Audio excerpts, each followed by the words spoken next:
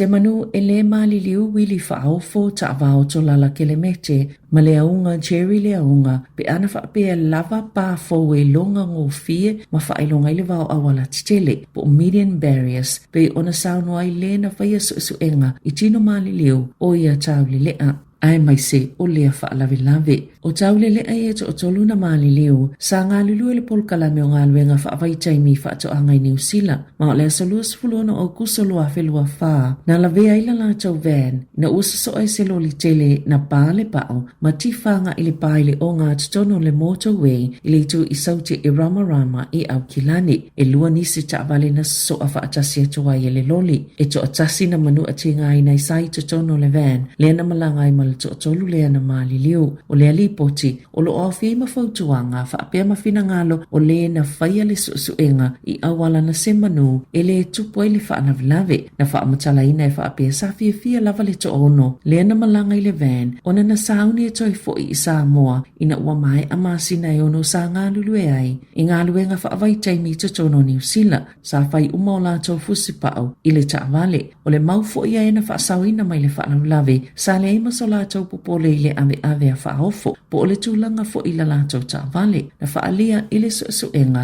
o pā waia ia ilunga o le vau e tali eini ta avale la vivea, e le o au sia le puipuinga mo le saonga le mu, ma le fautuanga le na whaia le suenga, sa ta tau o na sui le pāpo o Paris, ini pā e maua lulunga lava le puipuinga e mawhaio na au sia, ma ta talia ni tu ainga ta avale malangai, ilunga o le State Highway 1, na whaalia foi, sa maasani o na leo sta ia le aveloli, le ta itolu se fulu minute e whai mamalo lo ai, pe a uma le ta ilima, ma le awha i tō lao taimi ngalue ai, pe se fo i le whaamongoa na taimi malo loila na api, po le logbook, e le se whaalinga e whaapeo se tasi leo mafua angana leo na tupu le whaalavlave, pe tai e lua ni whaasalanga ta i whaase lau lima se fulu tala mo le aveloli, ona o le ova o taimi ngalue ai, whaatasi ma le sa oana whaamaumaunga i le logbook, e ono se lau lua se fulu lima tala le sala le GDM Construction, le company e ana le loli, ona o le ova le mamafa nisi o vaenga e lua le uta, mai le mamafa whaatapula aina, e tele nisi fautuanga na momoli e toai ile li poti, ai mai se molo li titele, i e la wai uta pe awhea o ilunga